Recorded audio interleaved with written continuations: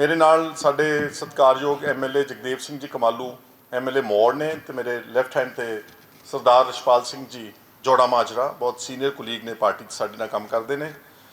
अज मैं असी सारे दो इशूज़ ते तुहाडे नाल गल करना चाहुंदे हां। एक तां जिहड़ा नवरीत सिंह नौजवान 24 साल का उसकी हत्या की गई है 26 जनवरी को गाजीपुर बॉर्डर के उत्ते ITO चौंक से, और उसकी मौत नूं एक्सीडेंट करार दे के पुलिस ने गवर्नमेंट ने और वो कोई एक्शन नहीं लिया, जबकि उत्थे जिहड़े आई विटनेस अकाउंट है उसका एक सके चाचे का बेटा नक्शदीप सिंह, इन्हां दा जिहड़ा पिंड है उत्तर प्रदेश के विच डिबडिबा पिंड है। ये जिहड़े नवरीत सिंह दे दादा जी हरदीप सिंह डिबडिबा, इन्हां दी ज़मीन गंगानगर च भी आ ते बाज रुद्रपुर भी रहिंदे ने। ये SGPC के मैंबर भी रह चुके हैं। ये कोई एवं कोई गैर जिम्मेवार बंदे नहीं सीगे, और ये सारा परिवार इस संघर्ष में कुद्या होया सीगा।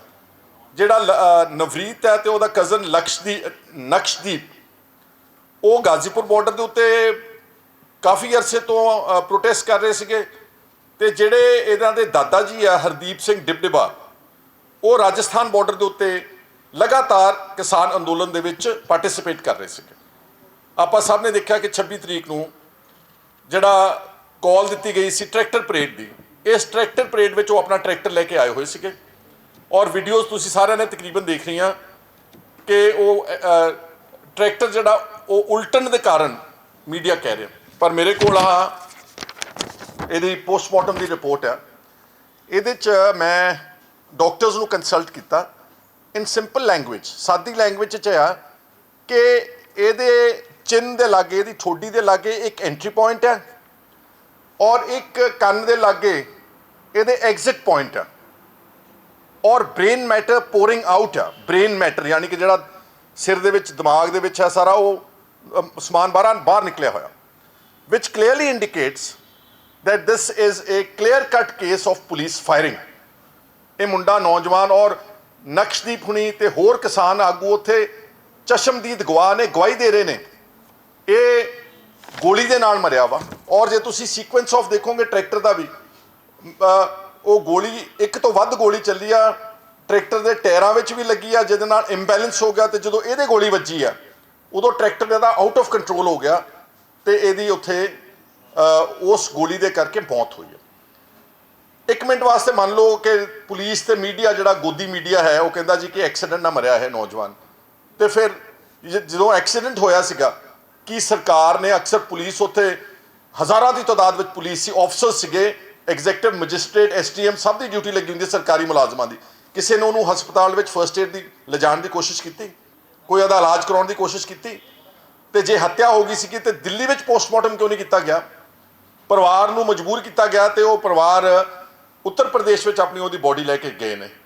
वो साधारण अच्छे सादे बंदे ने, चंगे इंसान ने, उन्होंने जिहड़ा हैगा उहदा अंतिम संस्कार कर दिता। असी साडा संपर्क उन्हां दे नाल लेट होया। मैं हरदीप सिंह नूं बहुत जाती तौर पर कई अरसे तो जानदा, बहुत नेक दिल इंसान है, और उत्थे मैं जो लीडर ऑफ ओपोजिशन सीगा, जो असी जहरीले इंडस्ट्रीयल पोल्यूटेड वाटर्स खास तौर पर बुढ़े नाले का इशू चुक्या सीगा, जिहदे करके असी कहंदे सी कि पंजाब दे जिहड़े सदर्न डिस्ट्रिक्ट्स ने मालवा रीजन है, इहदे बहुत वड्डे पद्धर ते कैंसर फैल रहा वा, तो कैंसर ट्रेन जाती है बठिंडे तो लैके बीकानेर नूं, तो उदों हरदीप सिंह डिबडिबा ने मैनू गंगानगर तो कॉल करके उत्थे इनवाइट किया सीगा। वो कहंदा जी जे तुसीं गंगानगर का पानी देख लोगे आण के, वो बुढ़े नालों भी ज़्यादा जहरीला वा, क्योंकि उत्थे भी कैंसर दे नाल लोकां दी मौतां हो रहीआं। इस तरह नाल उस तो पहला मेरे पिता जी सरदार सुखजिंदर सिंह उन्हां नाल इन्हां दे ताल्लुकात सीगे, पुराना जानदा इन्हां नूं, बहुत सुलझिया होया परिवार है। इस करके एक तो ये जुडिशियल इंक्वायरी होनी चाहिए है, ये मौत अजाया नहीं जानी चाहिए, ये बकायदा तौर पर न्यायिक जांच होनी चाहिए है। घट्टो घट्ट हाई कोर्ट के सिटिंग जज तो निरपक्ष जांच होगी, ताकि इसका दुध का दुध तो पानी का पानी हो सके। दूसरा ये ही कनैक्टेड एक इंसीडेंट फायरिंग का लाल किले के अंदर भी होया वा। तुसीं शायद सारे ने छोटी शॉर्ट वीडियो जिहदे बार बार 3-4 गोलियां चलाइया गई लाल किले के अंदर, और एक नौजवान के पट में गोली वजदी है, उसनूं ਉਹਦੇ ਨਾਲ ਦੇ ਸਾਥੀ ਉਸੇ ਵੇਲੇ ਇਮੀਡੀਏਟਲੀ ਉਹਦੇ ਪੱਟ ਨੂੰ ਬਹੁਤ ਜ਼ੋਰ ਦੇ ਕੱਪੜਾ ਲੈ ਕੇ ਤੇ ਉਹਨੂੰ ਬਹੁਤ ਜ਼ੋਰ ਨਾਲ ਬੰਨ੍ਹਦੇ ਤਾਂ ਕਿ ਇਹਦਾ ਖੂਨ ਨਾ ਵਗ ਜਾਵੇ।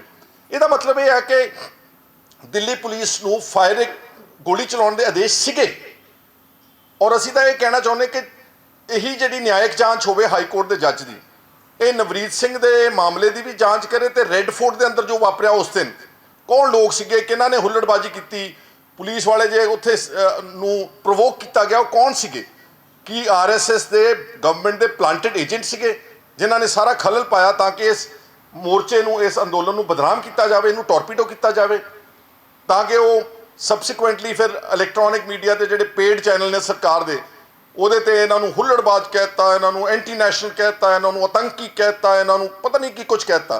ਤੇ ਮੈਂ ਪੁੱਛਣਾ ਚਾਹੁੰਦਾ ਜਦੋਂ ਨਿਰਭਇਆ ਦਾ ਮਾਮਲਾ ਉੱਠਿਆ ਸੀ ਰੇਪ ਦਾ ਤੇ 2012 ਦੇ ਵਿੱਚ ਰਾਸ਼ਟਰਪਤੀ ਭਵਨ ਦੇ ਬਾਹਰ ਜਾ ਕੇ ਦਿੱਲੀ ਦੇ ਸਾਰੇ ਵੱਡੇ ਹਜੂਮ ਨੇ ਉੱਥੇ ਪੁਲਿਸ ਨੂੰ ਭਜਾਇਆ, ਕੁੱਟਿਆ, ਮਾਰਿਆ, ਉਦੋਂ ਤਾਂ ਕਿਸੇ ਨੇ ਉਹਨਾਂ ਨੂੰ ਆਤੰਕੀ ਨਹੀਂ ਕਿਹਾ, ਕਿਸੇ ਨੇ ਨਹੀਂ ਕਿਹਾ ਇਹ ਐਂਟੀ ਨੈਸ਼ਨਲ ਹੈ, ਕਿਸੇ ਨੇ ਨਹੀਂ ਕਿਹਾ ਉਗਰਵਾਦੀ ਆ।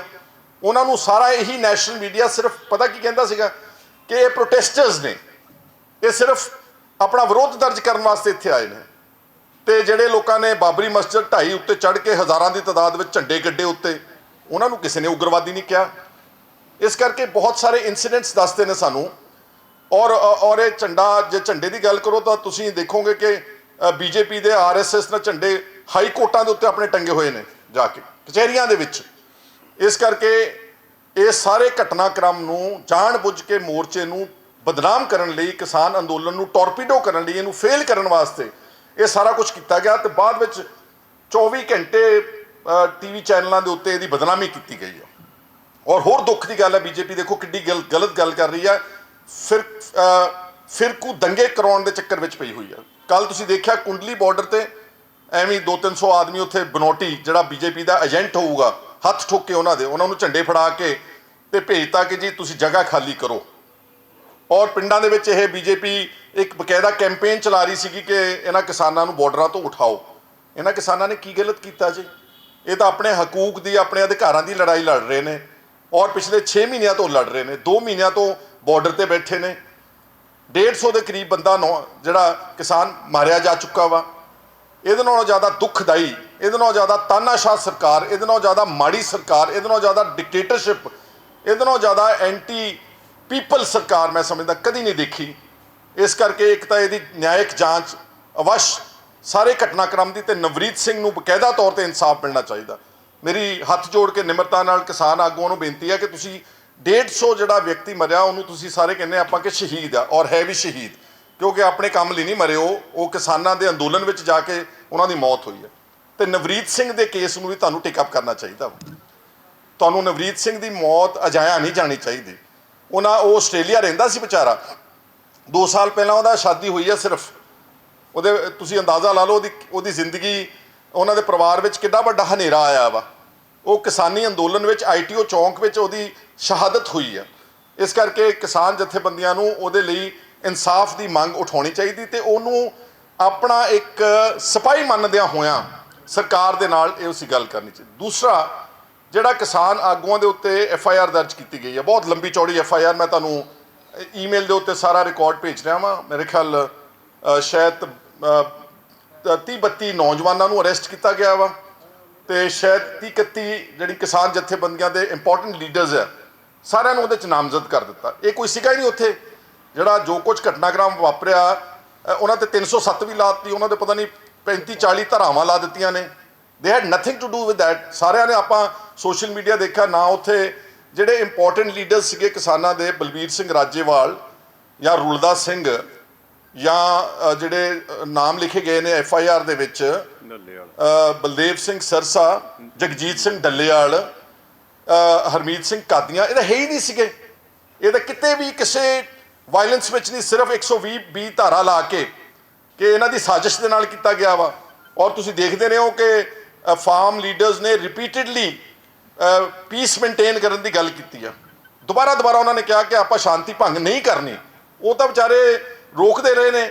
ਔਰ ਜਦੋਂ 2.5-3 ਲੱਖ ਟਰੈਕਟਰ ਆ ਜਾਂਦਾ ਵਾ, ਫਰਜ਼ ਕਰੋ ਉਹਦੇ 'ਚ 5-7-8 ਲੱਖ ਆਦਮੀ ਆ ਜਾਂਦਾ ਵਾ, ਇੱਦਾਂ ਦੇ ਵੱਡੇ ਇਕੱਠ ਵਿੱਚੋਂ अगर कोई थोड़ा बहुता नौजवानों ने कुछ इदां दी गल कर भी दी तो भारतीय किसान यूनियन के आगुआं ने उहदे वल्लों खेद व्यक्त कर दिता, मामला खत्म हो जाना चाहिए सीगा।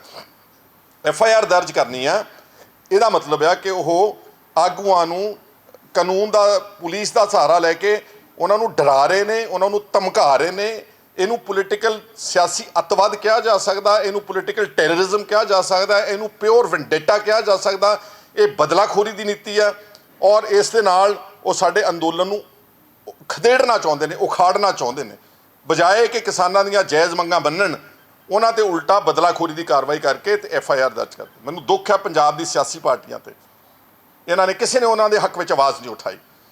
अज मेरी सारिਆਂ ਨੂੰ अपील है, बल्कि पर्टिकुलरली कांग्रेस की जी पंजाब की सरकार आ, इन्हां नूं मोहरे आण के इहदा तगड़े होकर इसका विरोध करना चाहिए। श्रोमणी अकाली दल कित्थे आ जिहड़ा कहंदा असीं किसान हितैषी हाँ, असीं सिख हितैषी हाँ, असीं पंथक पार्टी हाँ। आ झाड़ू वाले जिहड़े ने कित्थे ने? नवरीत सिंह के बारे कौन क्यों नहीं बोलते? ये लोग क्यों ट्वीट कर करके उल्टे बयान दिंदे ने, खंडन करते हैं, कंडैम करते हैं? किहड़ा वायलेंस होया उत्थे?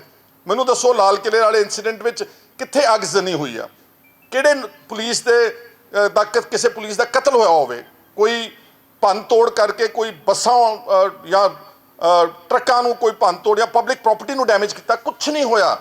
It is all blown out of proportion just to defame the farmers, just to make out कि इनू हिंदू बनाम सिख बनाने की पूरी कोशिश की जा रही है BJP वालों। जद कि मैं धन्नवाद करदा राकेश टिकैत का, जोधा बंदा वा, जिसने कहा कि कल मैं गोलियां मार लो तो भावां मार लो, तुसीं लाठियां, असीं इत्थों नहीं उठ के जावांगे। और रातों रात हज़ारां ट्रैक्टर जिहड़े उत्तर प्रदेश के पिंडां दे विच्चों गाजीपुर बॉर्डर दोबारा पहुँच के ने। मेरा सलूट आ राकेश टिकैत नूं। और उसने कहा वा कि जो माड़ी मोटी कोई इंसीडेंट हो गया, तुसीं इन्ना एडे वड्डे वड्डे पद्धर के उत्ते ज्यादतियां लोगों के नाल ना करो।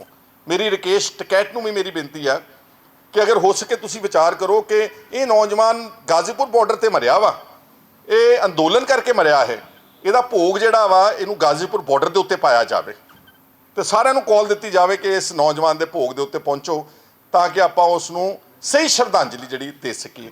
ਇਹਨਾਂ ਦੋ ਇਸ਼ੂਜ਼ ਦੇ ਉੱਤੇ ਅੱਜ ਅਸੀਂ ਸਭ ਨੇ ਰਲ ਕੇ ਇਹ ਤੁਹਾਡੇ ਇਸ ਮਾਧਿਅਮ ਦੇ ਵਿੱਚ ਲਿਆ ਕੇ ਗੱਲ ਕੀਤੀ ਆ। ਔਰ ਇੱਕ ਨਿਆਇਕ ਜਾਂਚ ਨਵਰੀਤ ਦੇ ਕਤਲ ਦੀ ਤੇ ਝੂਠੇ ਮੁਕੱਦਮੇ ਜਿਹੜੇ ਕਿਸਾਨਾਂ ਦੇ ਖਿਲਾਫ ਦਹਿਸ਼ਤਗਰਦੀ ਦੇ ਨਜ਼ਰੀਏ ਨਾਲ ਬਣਾਏ ਗਏ ਨੇ, ਗਵਰਨਮੈਂਟ ਨੂੰ ਇਹਨੂੰ ਤੁਰੰਤ रद्द करना चाहिए। तो जिन्ने नौजवान गिरफ्तार किए हुए हैं, शायद मोगे के आले दुआले के कुछ पिंडों के 30-32 नौजवान ने जेल में रखे हुए हैं, उन्होंने जिन्नी जल्दी हो सके रिहा करके किसानों दी जायज़ मंगां मनदियां होया इस अंदोलन नूं शांतमई ढंग दे नाल समाप्त कराउण विच सरकार नूं रोल अदा करना चाहिए। सरकार तो विलन बन गई है, सरकार तो फुट पवाउण चली गई, अपने लोगों नूं लड़ाउण ते चली गई है। किसान जिहड़े बैठे ने कोई ये विदेशी किसान ने, ये पाकिस्तान तो आए ने, ये तो सारे उत्तराखंड, यूपी, राजस्थान, हरियाणा ते पंजाब के लोग ने। इस करके जिहड़ा वतीरा BJP की सरकार दा वा वो मैं समझदा कि अगर सही मायने में देश विरोधी कोई है BJP की सरकार आप आ। अगर कोई उग्रवादी कहा जा सकता अज ये लोग ने, अगर कोई एंटी नैशनल कहा जा सकता तो BJP की सरकार एंटी नैशनल काम कर रही, देश को कमज़ोर कर रही है। ये देश को तोड़न वाले पासे लैके जा रहे, जोड़न वाले पासे लैके नहीं जा रहे। ये साडी अज दा एजेंडा सीगा। धन्नवाद जी।